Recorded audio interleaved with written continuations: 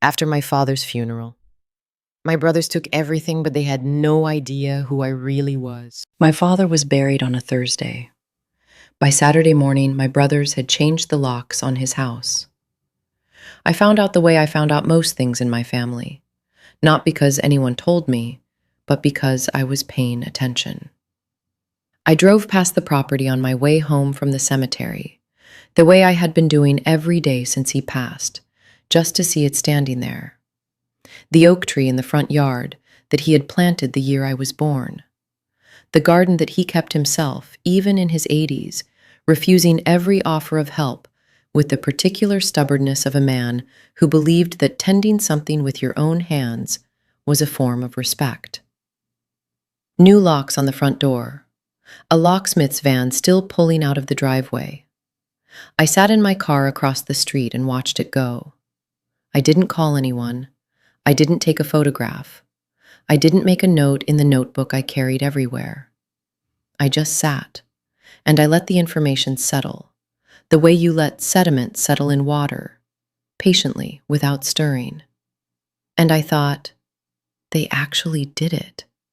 After all these years of positioning, of maneuvering, of small cruelties dressed as family disagreements and forgotten invitations and offhand remarks at holiday dinners that were designed to remind me of my place, they actually did it. They waited until the ground was still warm over our father's grave, and they made their move. I want to tell you something before this story goes any further. My name is Claire. I am 38 years old. I have 2 older brothers, Thomas and Robert, and I have spent the better part of my life being the quiet one. The one who didn't argue at the dinner table. The one who smiled and nodded and let things go.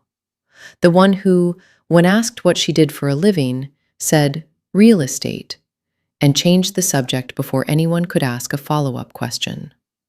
They thought that made me weak. It didn't. It made me invisible. And invisible, I discovered a very long time ago, is the most powerful thing you can be.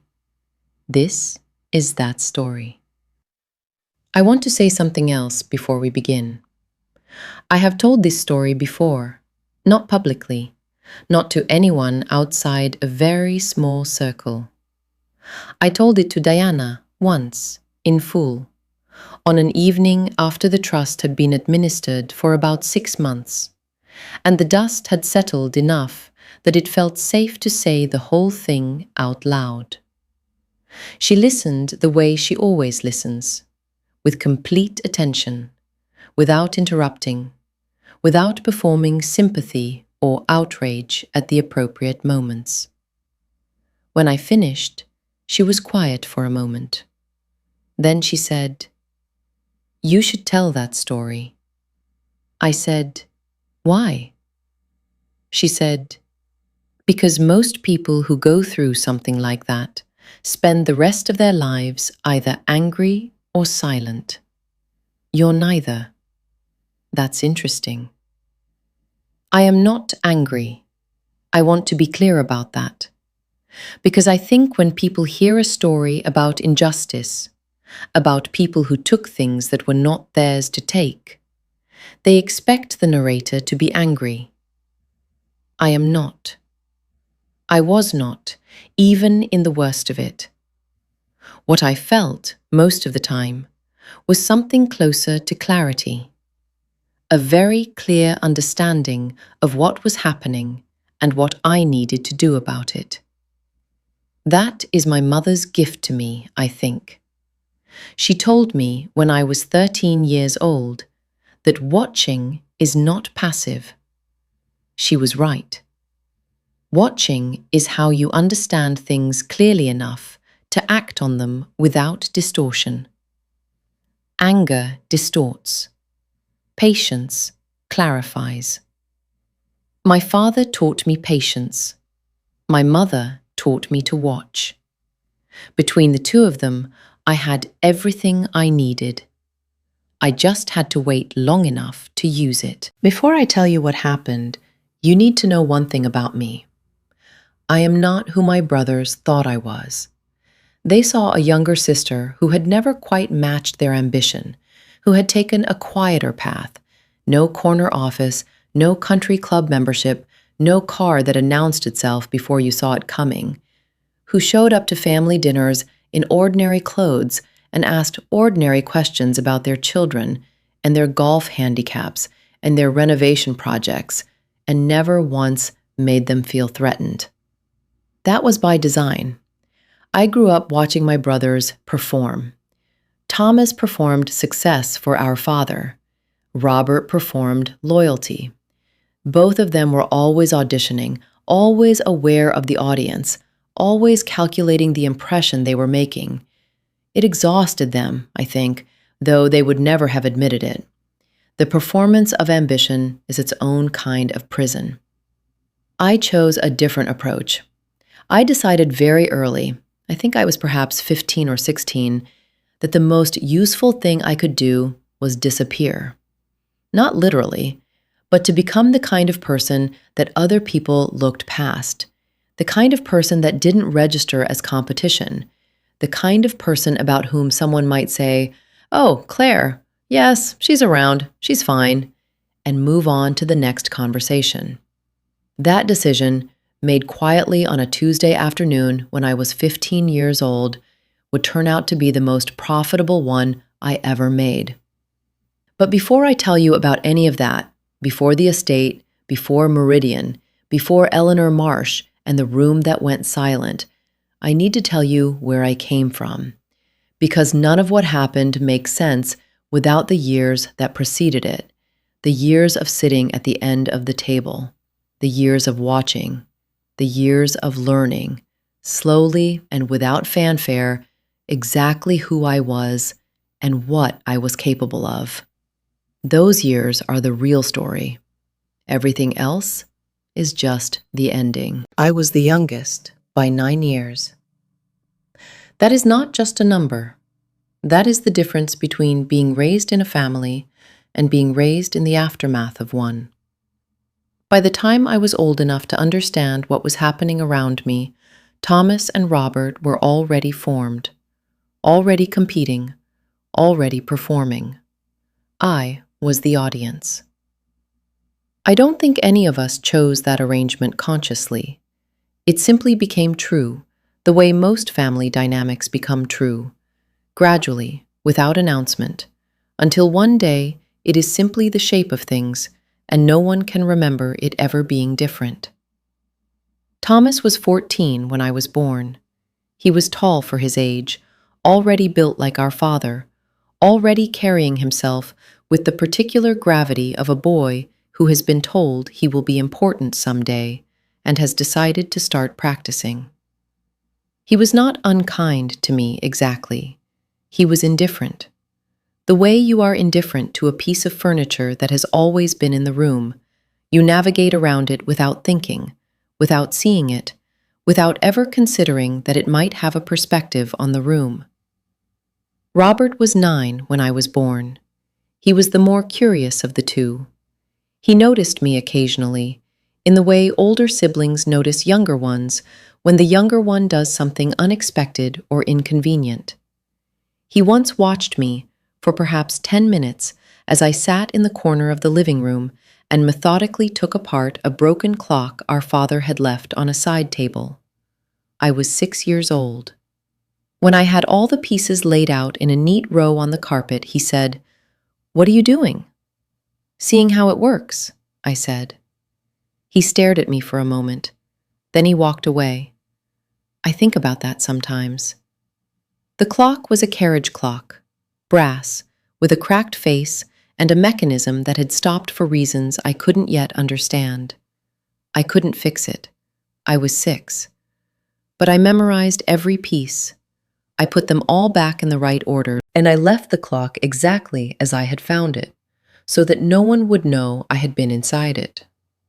That is a very early memory to have of yourself, but it is an accurate one. Our house was a house of ambition. My father had built it from nothing, and he carried that fact with him the way some people carry old wounds, not with complaint, but with a constant low-level awareness that things could be lost as easily as they were gained. He expected his sons to build something. Thomas understood this as a directive. Build visibly, build loudly, ensure the building is acknowledged. Robert understood it as a competition. Build better than Thomas, and ensure that the difference is noticed. Neither of them understood what my father actually meant.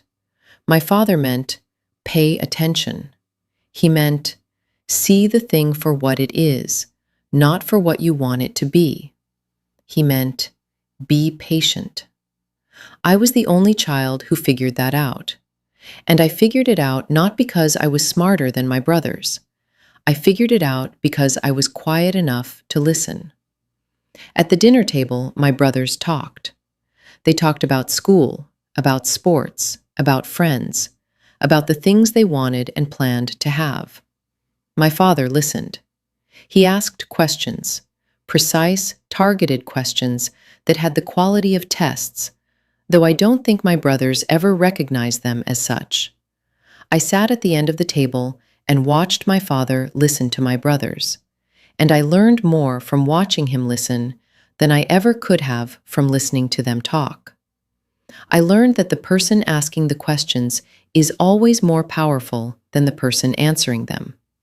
I learned that silence, in a room full of people trying to be noticed, is its own form of authority. I learned that my father's attention, when it landed on you fully, felt different from anyone else's. It felt like being read, like being assessed at some deep level, and if you could hold steady under it without flinching or performing, he trusted you more for it. I held steady. My brothers performed. I don't say this to diminish them.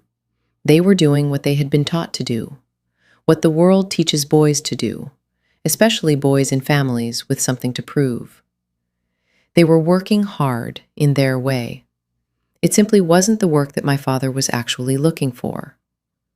I was 10 years old when I first realized I understood my father better than his sons did. I was sitting in the garden with him on a summer afternoon. He was reading, I was reading, neither of us speaking, when Thomas came outside to report some achievement at school, a grade, a prize, something. My father listened, asked a question, Thomas answered, and then my father said, "Good," and went back to his book. I watched Thomas walk back inside. I watched the set of his shoulders, the particular deflation of someone who has offered something and received less than they hoped for in return. And I thought, he's looking for the wrong thing. He thinks Dad wants to be impressed. Dad doesn't want to be impressed. Dad wants to be understood. I went back to my book. I didn't say anything, but I remembered. When I was 11 years old, my father took me with him to look at a property. He did not take Thomas. He did not take Robert. He took me. I don't know why. He never explained it, and I never asked. The property was a small commercial building in a neighborhood that was, at that time, considered undesirable. Boarded windows, a street that felt forgotten. The kind of place that people drove past and did not see. My father walked through it with the deliberate attention he brought to everything, touching walls, opening doors, standing in the middle of empty rooms and looking up at ceilings. I followed him. I didn't speak. He didn't speak. At the end, we stood in what had been the main floor of the building, and he looked around one more time. "What do you see?" he said. I looked around. I looked at the boarded windows and the water stains on the ceiling and the general atmosphere of neglect. And then I looked past those things, the way I had learned to look past the surface of things at the dinner table, past the performance to the person underneath it. "Something that used to be something," I said, "and will be something again." He looked at me for a long moment. Then he nodded once. We walked out. He bought the building. 7 years later, he sold it for 4 times what he paid. But that is not the part of the story I think about. The part I think about is standing in that empty room at 11 years old and understanding, for the first time in a clear and complete way, that value is not always visible, that some things are worth exactly what they appear to be worth, and other things are worth something entirely different from their appearance, and the skill is knowing how to tell the difference. I have spent my entire career applying that knowledge. I learned it in an empty room at 11 years old, standing beside my father, being asked a question he already knew the answer to. He was not teaching me about real estate. He was teaching me how to see. My mother's name was Margaret. She was born in a small town in Virginia, the daughter of a school teacher and a librarian, and she carried those origins with her in the best possible way, in a quality of genuine attention to other people, an interest in ideas, a patience with complexity that the Whitfield household, with its relentless focus on acquisition and advancement, had not had before she arrived. She was 10 years younger than my father. She was beautiful in the way some people are beautiful. Not dramatically, not in the way that makes rooms go quiet, but consistently, warmly, in a way that you noticed more the longer you knew her. She loved my father in the way my father needed to be loved, without demanding that he be different than he was, without requiring performances of tenderness that did not come naturally to him, but with a steadiness that he could return to. I believe he was a better man because of her. I believe the house was a better house. When she died, something left that house that never came back. But before she died, she taught me something. I was 13 years old when she was diagnosed, old enough to understand what the diagnosis meant, old enough to watch what happened to the people around her. My brothers responded to the news with activity. Thomas threw himself into research, into medical consultations, into the performance of doing something. Robert became very helpful in practical ways, driving her to appointments, managing logistics, ensuring the household ran. My father became very quiet. He was there constantly, reliably, present in every practical sense. But something behind his eyes went somewhere else for those 6 months. Somewhere he was working through things privately, the way he worked through everything. I sat with my mother, not always productively, not always helpfully. Sometimes I just sat in the chair by her bed and read while she slept, or talked about ordinary things while she was awake, books, the garden, the neighbor's dog who had learned to open the gate. One afternoon, about 3 months before she died, she looked at me for a long moment in the way she sometimes did, the look of someone who is composing something carefully before they say it. "You're going to be fine, you know," she said. I was 13. Fine was not the word I was thinking about. "I know," I said. "No," she said. "I mean something specific.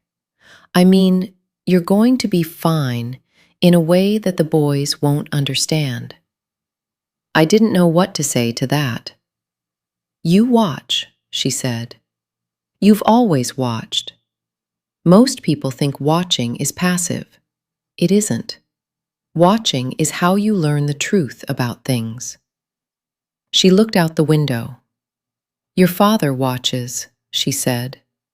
"That's where you get it from. Your brothers, they're good men, or they'll become good men eventually. But they're in a hurry. People in a hurry miss things." She looked back at me. "You're not in a hurry," she said. "That's your advantage." I held that conversation in my memory for 25 years. I held it on every day when being in a hurry would have been easier. On every day when I wanted to move faster, speak louder, make myself more visible. I held it when Diana and I were building Meridian and I had to resist the instinct to attach my name to what we were creating. I held it when my brothers were performing at family dinners, and I was sitting at the end of the table being invisible. You're not in a hurry. That's your advantage. She also had a habit, in the weeks before she died, of giving things away. Not dramatically, not in the way of someone making a grand gesture of distribution, just quietly, specifically, with the precision that characterized everything she did. A book left on a certain person's desk, a piece of jewelry passed to a particular friend with a note explaining why she had always associated it with them. Small things, chosen carefully, offered without ceremony. One afternoon, she called me into her room. She was sitting up in bed, which she could still do then, and she had a small box on her lap. Inside the box was a watch. A simple watch, silver, without any particular ornamentation, the kind that tells time without announcing itself. "This was my father's," she said. "He gave it to me when I was 21. She held it out. "I want you to have it." I took it. I turned it over in my hands. On the back, engraved in small letters, "Be present."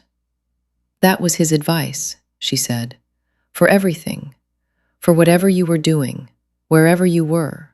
Just be present. Don't be somewhere else in your head. Don't be in the past or the future. Be exactly where you are." She looked at me. "I think that's the thing that most people spend their lives trying to learn and never quite do," she said. "You already know how to do it. You've always known. I have worn that watch every day since she died. I am wearing it right now. Be present." I think about that in the moments when the weight of something, grief, uncertainty, the long patience of waiting for the right time, becomes difficult to carry. I am here. I am in this moment. That is enough. That has always been enough. She died on a Thursday morning in February. I was 14 years and 3 months old. I was the one who was in the room when it happened. Not because anyone planned it that way, just because I was the one who was there. My father came in 20 minutes later. He stood at the foot of the bed and looked at her for a long time. Then he looked at me. He didn't say anything. I didn't say anything. We just sat there together in the room where she had been, and the house was very quiet, and I understood that something had ended and something else had begun, and neither of us had words for it. He reached over and put his hand on my head, just for a moment. Then he took it away and stood up, and went to make the calls that needed to be made. I stayed in the room a little longer. I wanted to remember it exactly. I have. My father's name was Edward Whitfield. He was born the son of a plumber in a small city in Ohio, and he died 81 years later, having built one of the more substantial private real estate portfolios in the Mid-Atlantic region. He did this not through inheritance, not through luck, and not through the kind of aggressive expansion that makes the newspapers. He did it through attention, through patience, through a quality that I can only describe as the ability to see around corners, to understand what a thing would be worth not today, not next year, but in 15 years, if you were willing to wait. He was not a warm man in the conventional sense. He did not hug easily. He did not say, "I love you," with any regularity. He expressed affection through actions so specific they could feel almost like tests. A book left on your desk that he thought you should read. A problem he mentioned in passing because he wanted to see how you approached it. A silence in which he was somehow communicating trust. I learned to read him. Thomas and Robert never did. Thomas was the eldest, 52 years old when our father died. He had his father's height and his mother's impatience, which is a difficult combination. He had spent 30 years building a moderately successful commercial property business, which would have been impressive if he had not spent equal time reminding everyone it existed. Thomas believed, deeply and sincerely, that being the firstborn son of Edward Whitfield entitled him to something: the estate, the respect, the continuation of the name. He could not have told you precisely what form this entitlement should take, but he held on to it the way some people hold on to old injuries, tenderly, attentively, taking it out to examine in quiet moments. Robert was 47 and different in almost every way that mattered. Where Thomas was loud about wanting things, Robert was quiet. He planned more carefully. He waited longer. He had spent his career in finance, investment banking, then private equity, and he brought to family dynamics the same quality he brought to acquisitions: a patient willingness to position himself advantageously before making any visible move. He was more dangerous than Thomas. I had always known that. After my mother died, the three of us orbited our father in different ways. Thomas and Robert competed for his approval loudly and visibly. Business achievements delivered at dinner tables, properties acquired and mentioned casually, performance reviews of their own lives delivered quarterly. They were both, I think, genuinely trying to reach him, trying to find the way to be the son he had always wanted. The tragedy was that they were looking in entirely the wrong direction. My father did not care about achievement. He had achieved enough. What he wanted in the years after my mother died was what she had given him: attention, presence, someone willing to simply be in the room without needing anything from it. I was 14 years old, and I understood this instinctively in a way my brothers, 40 years older between them, never did. I started sitting with him on Sunday evenings. It began accidentally. I was doing homework at the dining room table one Sunday when he came in and settled into the armchair in the corner with his financial papers, the way he always did. He didn't acknowledge me. I didn't acknowledge him. We were just in the same room, doing separate things, and at some point I looked up and realized 2 hours had passed, and it had been the most comfortable 2 hours I had spent in that house since my mother died. The following Sunday, I came to the study and sat down before he arrived. He came in, looked at me briefly, sat down, opened his papers. Nothing was said, nothing needed to be. This became our ritual. Every Sunday evening for 23 years, until 8 months before he died, when the illness made the evenings shorter, and then the evenings stopped. During those years, more was communicated in that study than had ever been communicated at any dinner table, any holiday gathering, any of the formal conversations my brothers arranged to demonstrate the progress of their lives. He taught me how to read a balance sheet, the way other fathers teach their children to ride bikes, by doing it in front of them, without instruction, trusting that proximity is its own kind of education. He talked about his properties the way some people talk about children, with specific, detailed affection for their particular qualities. The warehouse in Baltimore that had taken 4 years to turn around but had tripled in value. The apartment building in Philadelphia that he had almost sold in 1987 and was deeply grateful he hadn't. The office building in Delaware that everyone had told him was a mistake and that had, over 12 years, become one of the best performing assets in his portfolio. He never said, "I told you so," about any of these things. He didn't need to. The results were the statement. "Patience," he said to me once, not looking up from his papers. Everything else is just noise. I was 22 years old. I wrote it in the notebook I kept at the time and have never thrown away. I have thought about those words on every significant day of my professional life. On the days when waiting felt impossible. On the days when the right answer was to do nothing, and doing nothing felt like failure. On the days when the world around me was moving fast, and I was choosing deliberately to move slowly. Patience. Everything else is just noise. He was right. He was always right about that. I left for college when I was 18. I did not leave dramatically. I packed my things on a Saturday morning, put them in the car my father had bought me, practical, reliable, nothing that announced itself, and drove away while Thomas was at a business lunch and Robert was at a weekend golf retreat. My father stood at the door and watched me go. I waved from the window. He raised one hand. That was the goodbye.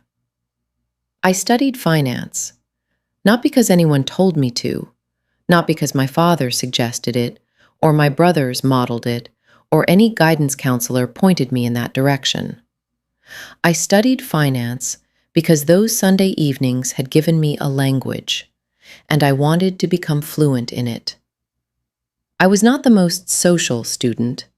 I had friends, good ones, the kind who are still friends now.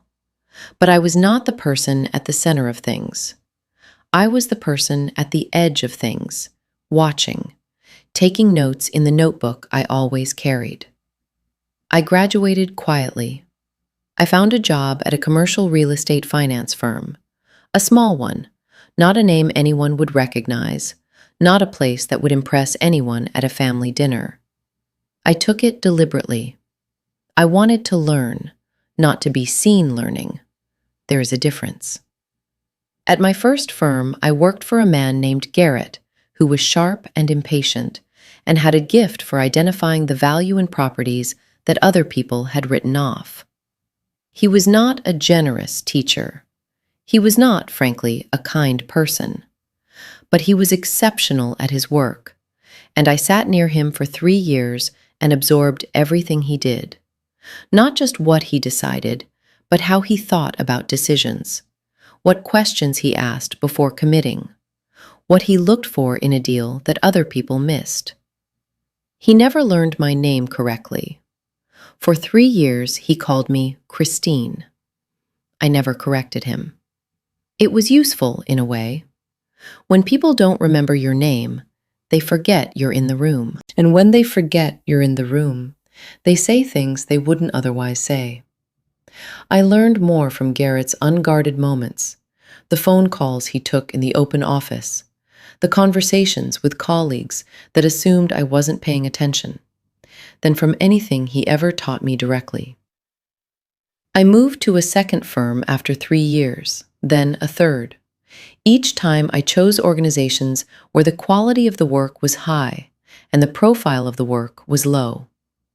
I was building a body of knowledge, not a reputation. I was preparing for something I didn't have a name for yet.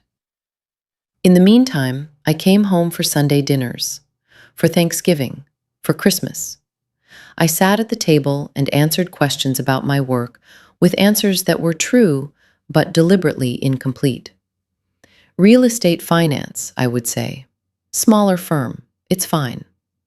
Thomas would nod and return to whatever he was saying about his own work.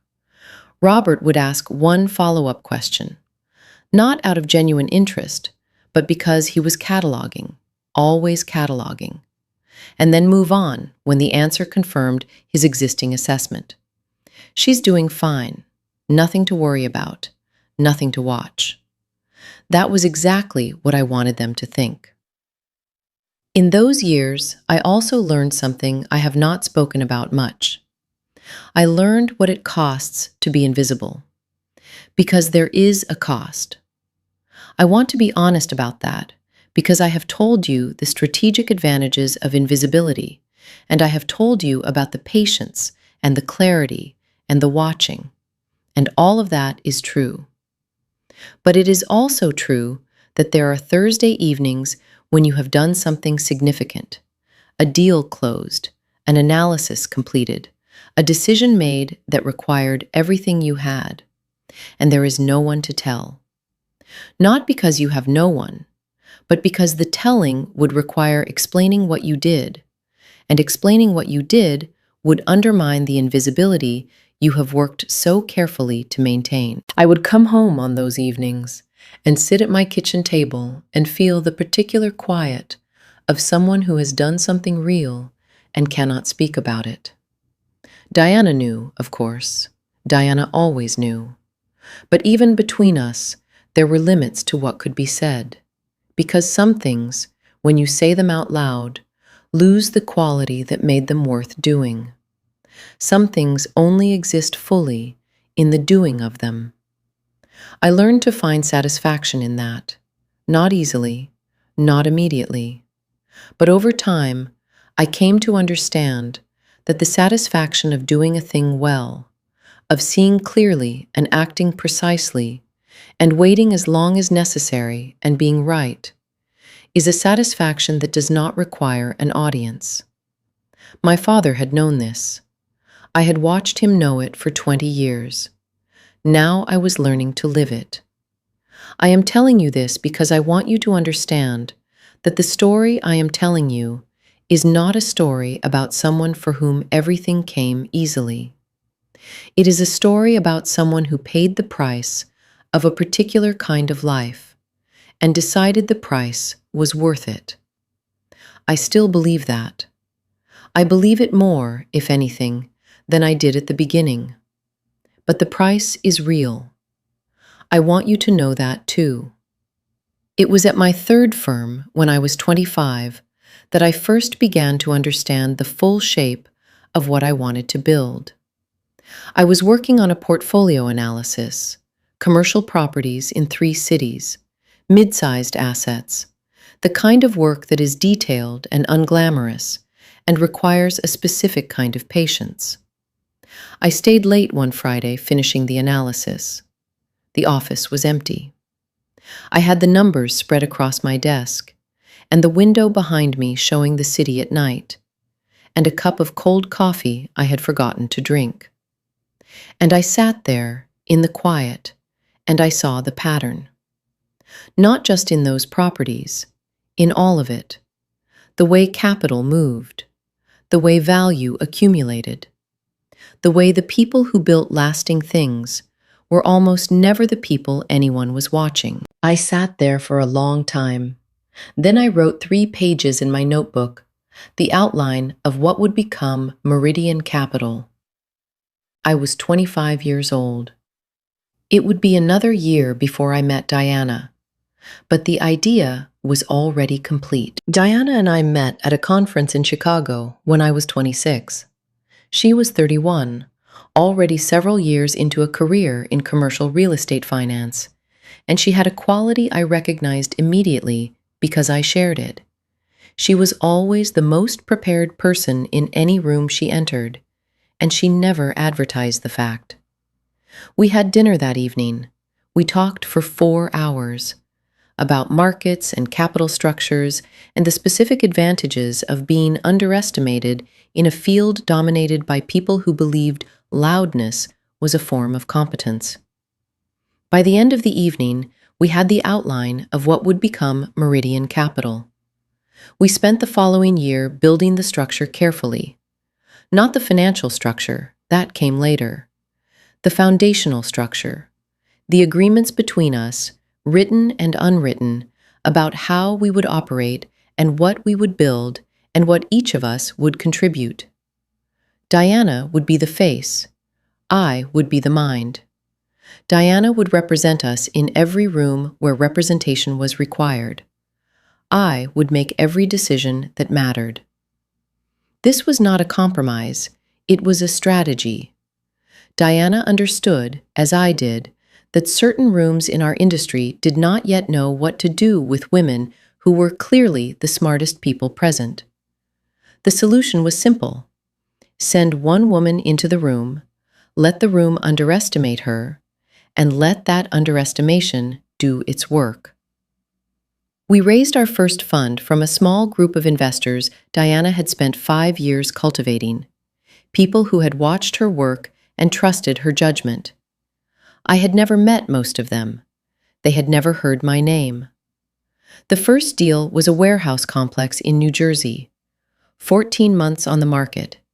No interest from any of the major players. I had identified it 2 years earlier, on one of the long, quiet weekends I spent reviewing off-market listings, a habit I had developed from watching my father read his financial papers on Sunday evenings. The deal required patience. It required a willingness to hold something that would not show its value for several years. It required, in short, exactly the kind of thinking that the market had trained most investors out of. We bought it. We waited. We were right. The second deal was harder. A mixed-use development in Baltimore that had been through 2 previous ownership groups, both of whom had made decisions I could see in hindsight were wrong, and whose failures had depressed the asset's perceived value to the point where the numbers, if you looked only at the surface, did not make sense. I spent 4 months on the analysis, 4 months of evenings and weekends, and the kind of sustained attention to detail that requires a specific quality of patience. Diana waited. She asked questions occasionally. Good questions. The questions of someone who trusted the process but wanted to understand it. We presented the deal to our investors. There was skepticism.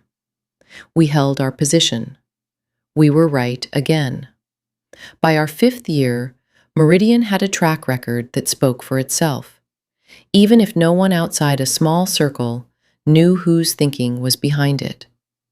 There were nights, in those early years, when I sat alone in my apartment with the numbers spread across the table and felt the particular loneliness of building something that no one could see. Not a performance loneliness, not the loneliness of wanting recognition, just the quiet loneliness of carrying something large by yourself, in the dark, without being able to put it down. I thought of my mother on those nights. You're not in a hurry. That's your advantage. I thought of my father's study. Patience. Everything else is just noise. I kept working. By the time my father died, Meridian Capital had been operating for 11 years.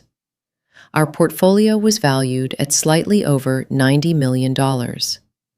We had completed 31 transactions across 4 cities. Diana handled everything visible. I handled everything invisible. My name appeared nowhere in the company's public materials. And every time a family dinner came around and Thomas asked about my work, and I said, real estate, smaller firm, it's fine. Every time I watched him nod and move on, I thought, good. Keep not watching. Keep assuming. I am exactly where I need to be. My father was diagnosed in February. He called me himself, which is how I knew it was serious. He did not call Thomas first, or Robert. He called me. The call was brief. He told me the diagnosis. He told me what the doctors had said about timelines. He told me he had already begun reviewing his affairs. I wanted you to know first, he said. Why? I asked. A pause. Because you'll handle it correctly, he said. Then he told me he had to make another call, and he hung up. I sat with the phone in my hand for a long time. Those 8 months were the most concentrated version of everything our relationship had always been. He continued managing his affairs from his study for the first 4 months, then from his bedroom, then from the armchair by the window when sitting at the desk became too much. I came every Sunday. Sometimes I came on Thursdays as well. Thomas came on formal occasions, organized visits, announced in advance, during which he delivered updates on his business and asked after our father's health in the specific way of someone who is performing concern rather than feeling it. I don't say that harshly. I think he genuinely didn't know the difference. Robert came less frequently, but was more useful when he did. Practical help, specific tasks, the kind of assistance that a man like Robert excels at because it has clear parameters and measurable outcomes. He never stayed long. I stayed as long as my father wanted me there, which was usually a long time. In those 8 months, in the shortened Sunday evenings that gradually became just hours and then just minutes, my father told me things he had never told anyone. Not secrets, exactly, not revelations, just the accumulated truths of a long life, offered in the way things are offered when the person offering them knows time is limited and wants to ensure the important things are said. He talked about my mother, about what it had been like to watch her die, and to understand, in that specific way you understand things that happen to your body before your mind catches up, that the person who had made him a better version of himself was leaving, and he would have to find a way to remain that version without her help. He talked about his work, about the properties that had mattered most to him and why, about the decisions he regretted and the ones he didn't, about the difference between the two, which he said was almost always about patience. The decisions he regretted were the ones he had made in a hurry, and the ones he didn't regret were the ones he had waited for. He talked about Thomas and Robert, not critically, with a kind of clear-eyed sadness that was worse than criticism somehow. "They're good men," he said once, "but they want things for the wrong reasons." I didn't respond. "Thomas wants recognition," he said. "Robert wants security. Neither of those is wrong, exactly, but they're not the same as wanting the thing itself." He looked at me. "You want the thing itself," he said. "You always have." There is one more conversation I want to tell you about. It happened about 6 weeks before he died. He wanted to go over some of the trust documentation with Eleanor Marsh, and he wanted me there. Eleanor came in the afternoon. She was a small, precise woman in her early 60s, silver hair, dark suit, the particular economy of movement of someone who had spent 40 years in rooms where words had legal consequences. The three of us sat in his bedroom, him in the armchair, Eleanor and I on the 2 chairs that had been brought in for the purpose. They went through the documents together. It took about 2 hours. I listened. I asked 2 questions, both of which Eleanor answered with the specific kind of thoroughness that told me she had anticipated them. My father watched the whole exchange. At the end, when Eleanor had gathered her documents and was preparing to leave, he said to her, "She'll be able to handle whatever comes." It was not a question. Eleanor looked at me. "I don't doubt it," she said. She left. My father and I sat in his room.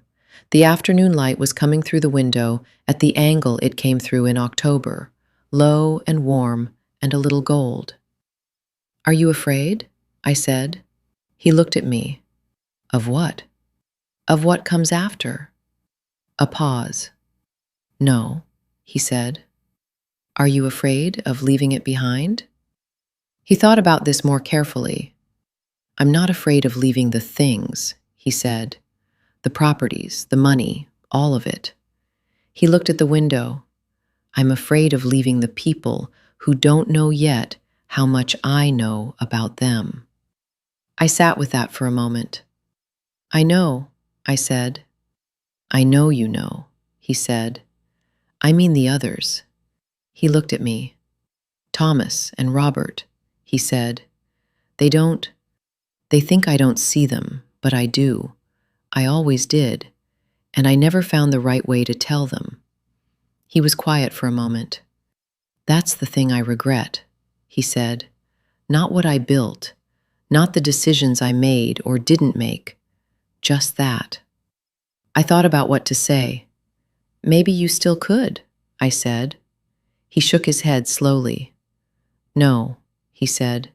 Some things need to be said earlier or not at all. He looked back at the window. You tell them, he said, after, in whatever way you can. I have thought about that a great deal. I have not found the right way yet, but I am still looking. 3 months before he died, he made an appointment with Eleanor Marsh. I drove him to that appointment. I sat in the waiting room while he was inside. I did not ask what they discussed. He did not tell me. When he came out, he looked tired in the specific way he had been looking tired for months. Not dramatically, just the accumulated weight of a body that was using more energy than it was generating. He got in the car. I drove home. We didn't speak for most of the drive. Then, about 5 minutes from the house, he said, "Thank you." I kept my eyes on the road. "For what?" I said.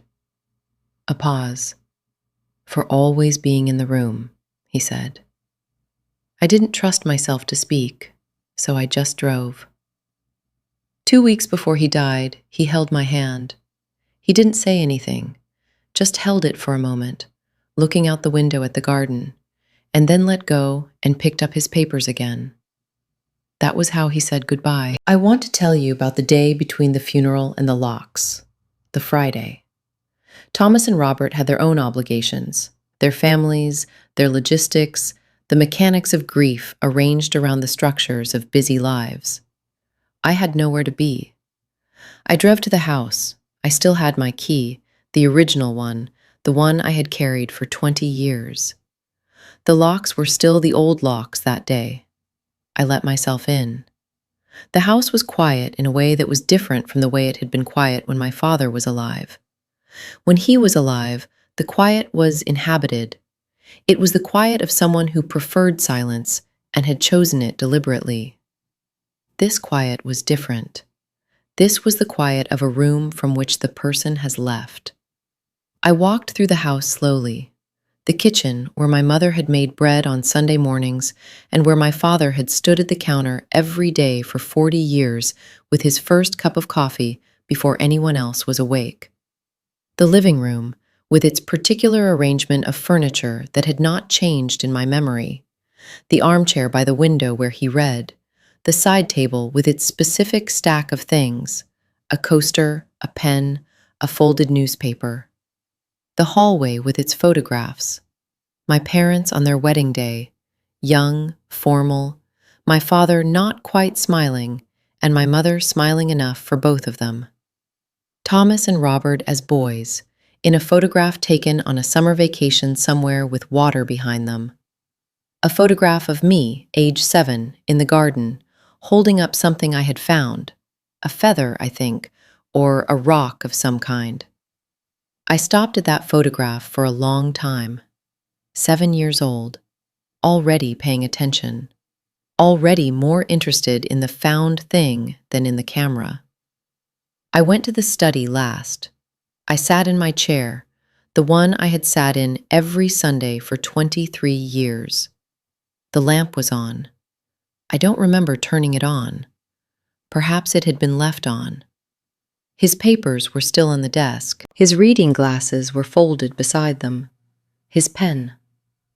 The particular disorder of a working desk, not messy, but lived in. The evidence of a mind that had been active until very close to the end. I sat there for a long time, not thinking anything in particular, just being in the room, just being the last person who would sit in that room the way we had always sat in it, the two of us, separately together, in the quiet. Then I stood up. I turned the lamp off. I let myself out. I drove home.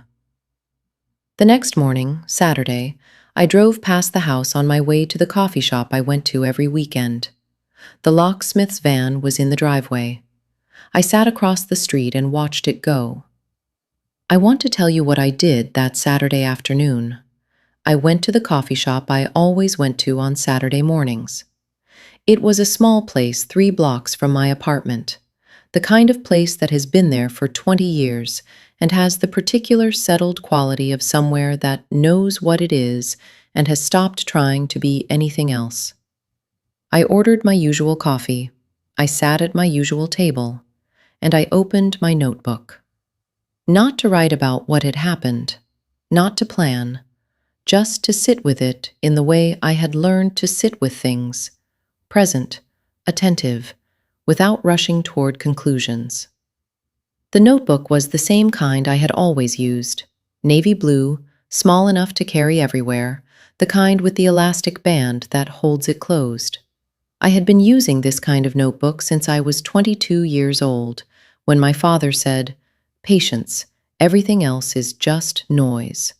And I wrote it down. I have notebooks going back 15 years. They are in a box in my closet. I could not tell you everything that is in them, but I could tell you what is on the first page of each one, because I write the same thing on the first page of every new notebook. 3 words. Pay attention. My father's words to me in the garden when I was 10 years old. I sat in the coffee shop that Saturday, and I wrote nothing. I just held the pen and felt the weight of the notebook and looked out the window at the ordinary street. A woman walking a dog, a man unlocking a bicycle, 2 children arguing about something while their father waited with the patience of someone who had learned that some arguments resolve themselves if you don't intervene. Ordinary. Ordinary and continuing and indifferent to what had happened 2 nights ago at the cemetery or this morning in my father's driveway. The world does not stop for grief. It never has. I used to find that hard. Now I find it a comfort. The world going on means there is still something to go on for. I finished my coffee. I went home. I called Diana. "They changed the locks," I said. "I know," she said. "Are you ready?" I thought about the question. I thought about the notebook in my hands and the watch on my wrist and the 23 years of Sunday evenings and the afternoon in Eleanor Marsh's office and my father's voice 5 minutes from home saying thank you. "Yes," I said. "I've been ready for a long time." My father died on a Tuesday in October. He had been ill for 8 months. Not the kind of illness that surprises you, the kind that gives you time to make arrangements. And my father, being my father, had used every day of those 8 months. The funeral was attended by more people than I had expected. Business associates, former colleagues, men and women who had worked with my father across 40 years of deals and negotiations and the long, patient accumulation of a life's work. Thomas stood at the front and shook hands and accepted condolences with the expression of a man who had been rehearsing this moment. Robert stood slightly to the side and watched the room, cataloging, I imagined, who was there and what their presence might mean in practical terms. I stood near my father's photograph and thought about Sunday evenings. 2 days later, the locks changed. Within a week, Thomas had organized what he called a family meeting. The meeting was held in my father's house, in my father's dining room, at my father's table. I arrived to find a new key waiting for me in an envelope on the doorstep, left there like a delivery, like I was a tenant being granted temporary access to a property I had no claim on. I put it in my pocket and went inside. Thomas and Robert were already seated. Patterson was there, a man in his 50s with the particular self-assurance of a lawyer whose clients are usually in the right, or at least usually win. There were documents on the table, already arranged in neat stacks, a carafe of coffee. No one offered to pour. "We wanted to get ahead of this," Thomas said after the preliminaries. "The estate is complex. There's a lot to organize. Robert and I have been in conversation with Patterson's office, and we think we have a sensible framework. He slid a document across the table toward me. It was a proposed division of the estate. My name was on it, but the numbers told a different story. My proposed share was 40% of theirs. The explanation provided, in language so careful it had clearly been drafted by Patterson, was that I had benefited from the family's financial support in ways that, in the interest of fairness, warranted adjustment in the context of the overall distribution. I read the document twice. Then I looked up. Thomas was watching me with the expression of someone who had prepared a response to several possible reactions and was waiting to see which one I would choose. Robert was looking at his phone. Patterson was looking at the table. "Thank you for putting this together," I said. I picked up the document, folded it once, put it in my bag. "I'll have my lawyer look at it," I said. Thomas smiled. "Of course, there's no rush. Take whatever time you need." He meant, "You will accept this eventually, and we are prepared to be patient about it." He had never understood that my patience was longer than his. "I'll be in touch," I said. I stood up. I shook hands with Patterson, firmly, briefly, the handshake of someone who intends to meet him again under different circumstances. I nodded to my brothers, and I walked out of my father's house with the document in my bag and the borrowed key in my pocket, and the absolute stillness of someone who has just confirmed everything they suspected and is no longer surprised by any of it. Let me tell you about Diana Chen. Diana and I met at a conference in Chicago when I was 26 years old. She was 31, already several years into a career in commercial real estate finance, and she had a quality I recognized immediately because I shared it. She was always the most prepared person in any room she entered, and she never advertised the fact. We had dinner that evening. We talked for 4 hours about real estate markets and capital structures and the specific advantages of being underestimated in a field dominated by men who believed loudness was a form of competence. By the end of the evening, we had the outline of what would become Meridian Capital. My name appeared nowhere in the company's public materials. I had asked her years earlier how she felt about that arrangement. She had looked at me with the expression she reserved for questions whose answers she considered self-evident. "Claire," she said, "I get to be the most interesting person in every room I walk into. Why would I complain?" I loved her for that. Now here is the thing about Thomas and Robert that I want you to understand. They were not stupid men, but they had a blind spot, and the blind spot was me. When you decide someone is not competition, you stop updating your information about them. You stop asking questions. You stop noticing the evidence. Thomas and Robert had decided, sometime in my early 20s, that I was the quiet one who would never amount to much, and that decision had calcified over nearly 2 decades into something they no longer even examined. It was simply the truth to them, as fixed and reliable as gravity. They never asked what I did for a living beyond the vague answer I always gave. They never asked about my apartment, which I owned outright in a building I had identified 5 years before the neighborhood became desirable. They never asked because they already knew the answer. They were wrong. In those final months, my father and I had talked about the future in the specific, practical way we had always talked about everything. "They'll fight," he said to me once. Not as a prediction, as a statement of fact. "I know," I said. "Can you handle it?" I looked at him. "Yes," I said. He held my gaze for a moment. Then he looked back at his papers. "Good," he said. 3 months before he died, He made an appointment with a lawyer named Eleanor Marsh, a woman he had worked with quietly for 20 years on the most sensitive matters of his estate planning, a woman my brothers had never met. I drove him to that appointment. I sat in the waiting room while he was inside. I did not need to read the documents. I knew what he was doing, and I trusted him to do it precisely. Some things don't need to be said. The meeting with the estate lawyers was scheduled for a Friday morning.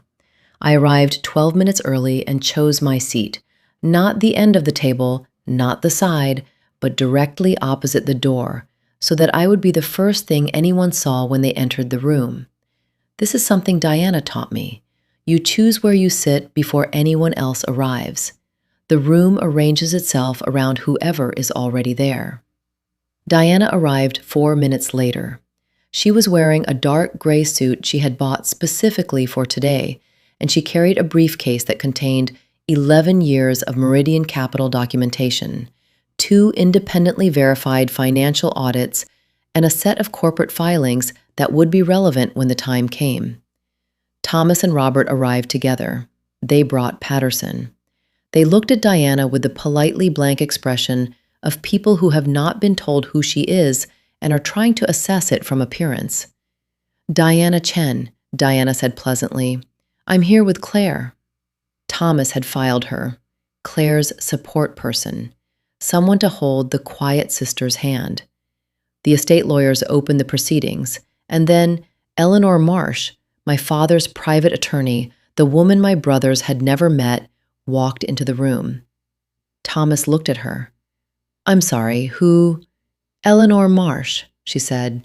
"I handled certain aspects of Mr. Whitfield's estate planning over the past 20 years. I have documents relevant to today's proceedings." She placed a bound document on the table. "This is the updated version of Mr. Whitfield's will, executed 3 months before his death," she said. "This supersedes it entirely." The silence in that room was one I will carry with me for the rest of my life. The family home and its contents, divided equally between the 3 of us. My brothers had expected that. And then the investment portfolio, the commercial properties, the financial instruments, the bulk of what Edward Whitfield had spent 40 years building, placed into a family trust, administered by a single trustee, Claire Margaret Whitfield.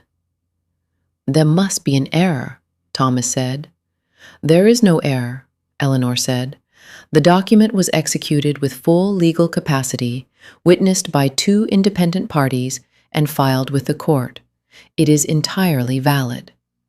Robert had not spoken. He was looking at me across the table with an expression I had never seen on his face before. Not anger, something more unsettling than anger.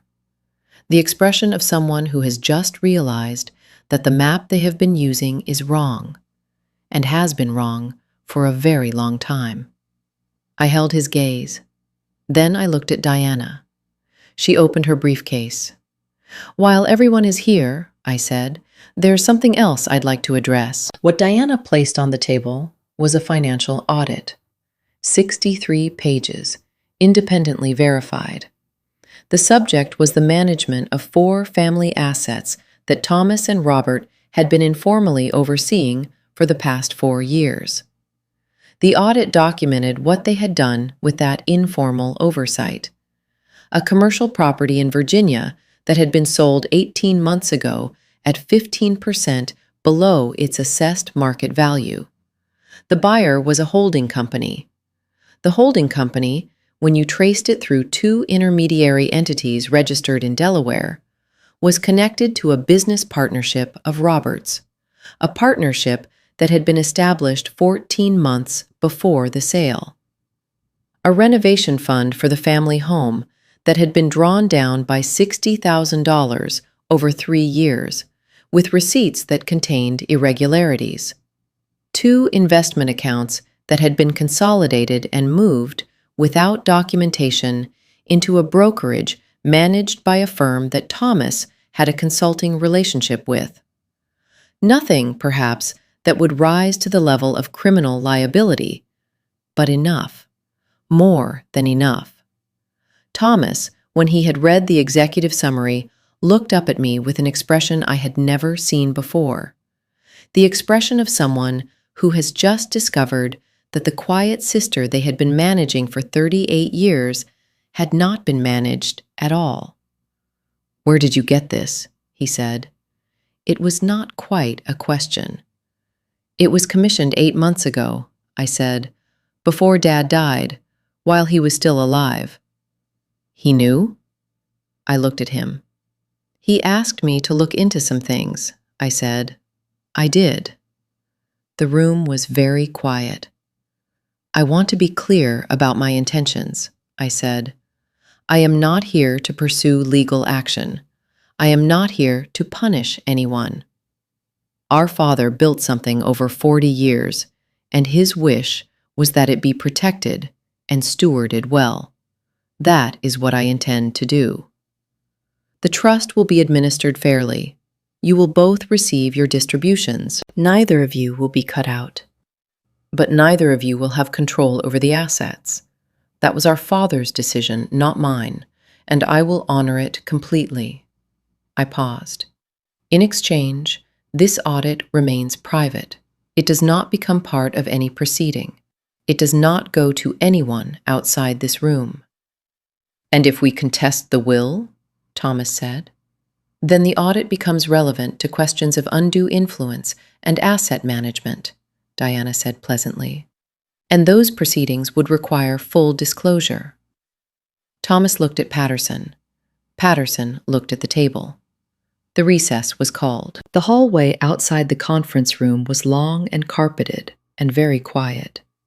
Diana and I stood near the window at the far end. We did not speak immediately. We had done this before, in smaller rooms with smaller stakes, and we had learned that the silence after a significant moment is its own kind of information.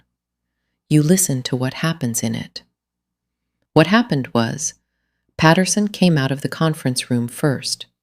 He walked toward us with the expression of a man who has just been asked to do something he does not want to do, and is already composing in his head the language with which he will do it. "Ms. Whitfield," he said. "Mr. Patterson," I said, "I wonder if we might speak privately." I looked at Diana. She looked at me. "Of course," I said. Diana moved slightly down the hall. Patterson clasped his hands. "I want you to understand," he said carefully, "that my clients they're in a difficult position. The news this morning was unexpected." "I imagine," I said. "I think there's a reasonable path forward here, one that avoids unnecessary escalation." "I agree," I said. He paused. He had been expecting resistance. The agreement threw him slightly. "The terms I outlined in the meeting," I said, "are the terms. The trust will be administered as my father specified. Distributions will be made as scheduled. The audit will remain private as long as the terms are honored.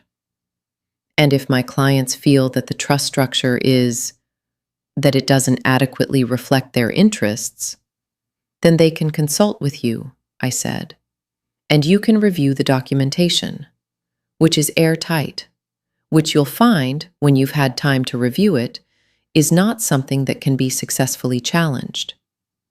A pause. "You've done your homework," he said. It was not quite a compliment. "I've been doing my homework for a long time," I said. He nodded, looked at the floor. "I'll speak with them," he said. "Thank you," I said. He went back into the conference room. Diana appeared at my side. She handed me a coffee she had somehow acquired during the conversation. I have never asked how. We stood at the window and drank our coffee and waited. The city was bright outside and ordinary, and completely indifferent to what was happening in the conference room. 22 minutes later, Patterson came back out. "My clients would like to resume the meeting," he said. "They're prepared to proceed under the terms as stated." I set down my coffee cup. Good, I said. We went back in. Here is the twist I did not see coming. 3 days after the estate meeting, I received a phone call from a number I didn't recognize.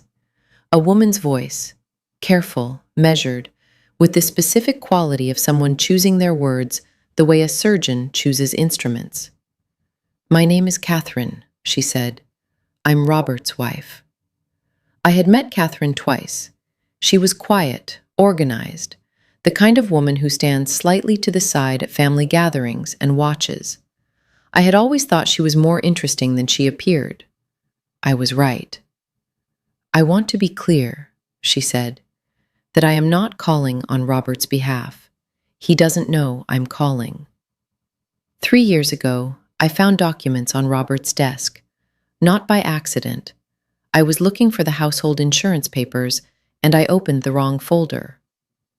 What I found was a draft of a legal strategy for contesting your father's mental capacity in the event that his estate planning did not align with Robert's expectations. I sat down.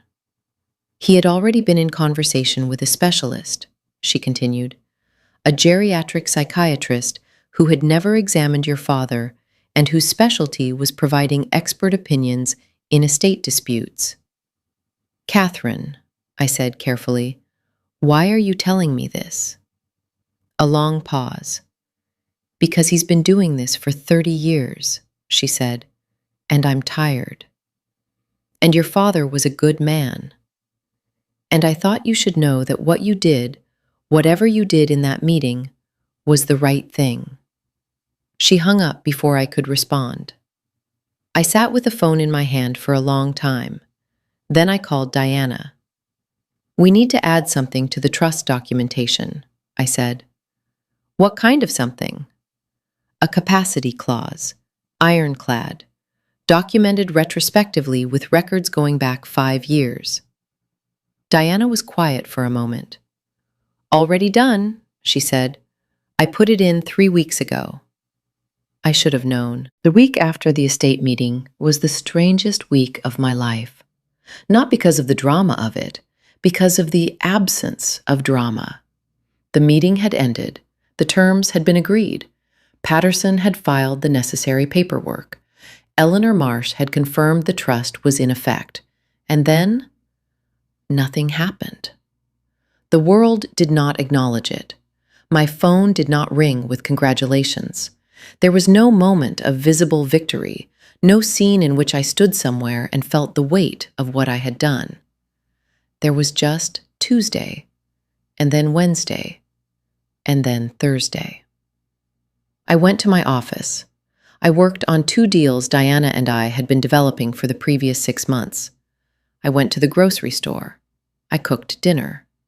I sat at my kitchen table in the evening with a glass of wine and the particular quiet of someone who has been holding something tightly for a very long time and has just, finally, been able to put it down. On the Saturday after the meeting, I drove to my father's house. I had a key now, the real key, the one Eleanor had handed to me in her office, the key that had been in a lockbox with the trust documentation. I let myself in. The house was exactly as it had been on the Friday after the funeral, when I had walked through it alone. The armchair by the window, the papers on the desk, the reading glasses folded on the side table. I sat down in my chair. The study was quiet. I sat there for a long time without doing anything, not thinking about the meeting, not thinking about Thomas and Robert, not thinking about what came next, just sitting. Just being in the room, just being, for a little while, in the place where we had always been together, him in his chair, me in mine, the lamp on, the house around us doing what houses do when people love them. I thought about what he had said to me 5 minutes from home on that Tuesday afternoon after Eleanor Marsh's office. "Thank you." For what? For always being in the room. I sat there until the light changed. Then I stood up. I turned the lamp off. I closed the study door. I drove home. The next Sunday, I came back, and the Sunday after that. Some things don't end. They just become the way things are. They did not contest the will. I had expected Thomas might, but Robert talked him out of it. I heard this secondhand through a mutual acquaintance of our father's, who had attended the funeral and maintained a gentle interest in how things resolved. Robert told him the math didn't work, this person said, over coffee, 6 weeks after the estate meeting. That sounded right. Robert had always understood math. The trust has now been administered for 2 years. Distributions are made quarterly, in accordance with the terms our father specified. Both brothers receive their shares, accurately calculated, correctly timed, accompanied by the financial reporting that a well-administered trust provides. Neither of them has said thank you. I did not expect them to. Thomas called once, about 5 months after the settlement, with what I recognized as an attempt at rehabilitation, a suggestion that we might work together on certain aspects of the portfolio, framed as efficiency but intended as leverage. I told him the trust documentation was clear and that I would follow it precisely. He said he understood. I don't think he did, but the point was made. Robert has not called. We see each other at family occasions involving his children, who are my nephews and niece, and who have done nothing wrong and deserve an aunt who shows up. We are civil. We are not warm. The warmth may come in time, or it may not. I have stopped trying to predict it. Catherine, I see occasionally, separate from family occasions. We have coffee sometimes at a small place near her office. We talk about ordinary things, her work, my work, the weather, books. We never discuss Robert directly. We never discuss the phone call. Some things are better left in the form they arrived in, complete, useful, and not in need of elaboration. The audit stays in a secure file. It has not been used. It will not be used unless it needs to be. That is the nature of certain kinds of power. It does not need to be exercised to be effective. I visit my father's house twice a month. It is still standing. The oak tree in the front yard, the one he planted the year I was born, is still there, larger now than it was when I was a child. The way things get when you give them enough time and don't interfere with them unnecessarily. The garden he kept is still kept. The study with its walls of books is exactly as he left it. I sit there on Sunday evenings. I read. Sometimes I bring papers to review. Sometimes I just sit. The lamp he always used is the lamp I use now. The armchair is the same armchair. The house is quiet. I want to leave you with something, not a lesson. I am suspicious of people who extract lessons from their own stories as if suffering were a curriculum.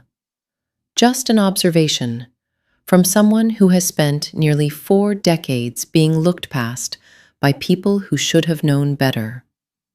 The world spends a great deal of energy rewarding visibility, the loudest voice, the most prominent name, the performance of confidence, of success, of certainty. We are taught from childhood to take up space, to make ourselves known, to ensure we are seen.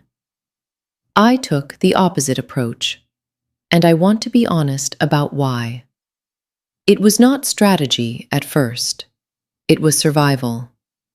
When you are the youngest in a family of people competing loudly for a finite amount of attention, disappearing is not a tactic. It is relief. The quiet of not being watched. The freedom of not being assessed. And then I discovered something in that quiet. I discovered that when people don't watch you, they don't guard against you. When people don't assess you, they don't prepare for you. When people decide you are not competition, They stop paying attention. And when they stop paying attention, they make mistakes. My brothers made 40 years of mistakes. They made them in front of me. I watched every one. I didn't plan any of this. Not really. My father built something. He trusted me to protect it. I used the tools I had, patience, information, the particular advantage of having been invisible for a very long time, and I protected it. That's all it was. My father's keys are on my kitchen counter right now. A simple key ring, no fob, no tag, just the keys. House key, mailbox key, the small key to the lockbox in his study, where he kept the things that mattered most to him. I look at them every morning. And every morning I think of something he said to me. Not in those Sunday evenings, not during any of the conversations that shaped what I became, but on an ordinary Wednesday afternoon, when I was perhaps 10 years old, and following him around the garden while he worked. He stopped, looked at me. "Pay attention," he said, "to everything. Always." Then he went back to work. I have tried to do that every day. Thank you for listening. If you found something in this story, something that felt familiar, something that reminded you of your own quiet, I hope it served you. You don't have to be the loudest person in the room. You just have to be the one who is still there when everyone else has stopped paying attention.